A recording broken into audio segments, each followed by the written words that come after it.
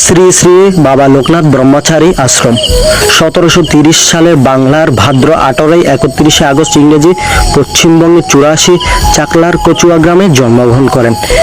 দীর্ঘ তপস্যা ও সাধনার পর তিনি প্রায় 160 বছর জীবিত থেকে বারোদি সোনারগাঁওয়ে নারায়ণগঞ্জে বাংলাদেশ এই আশ্রমে স্থাপন করেন, যেখানে তিনি নিজের কুটির তৈরি করেছিলেন এবং সমাধি মন্দির তৈরি হয়। আশ্রমের কেন্দ্রে দুর্গা মন্দিরের মতো এক পুণ্যধর্ম ও একটি কুকুর রয়েছে এবং বারাদিতে একটি শিব মূর্তি ও শিব মন্দির অবস্থিত। বছরের শেষে কার্তিক ব্রত বা রাখের উপবাস উপলক্ষে ভক্তরা সকল রাত প্রার্থনা অংশ নেন। প্রতি বছর জুনে তিরোধান দিবস উপলক্ষে এক মহা সপ্তাহব্যাপী মেলা বসে, যেখানে হাজার হাজার ভক্ত জমায়েত হন, হিন্দু মুসলিম নির্বিশেষে।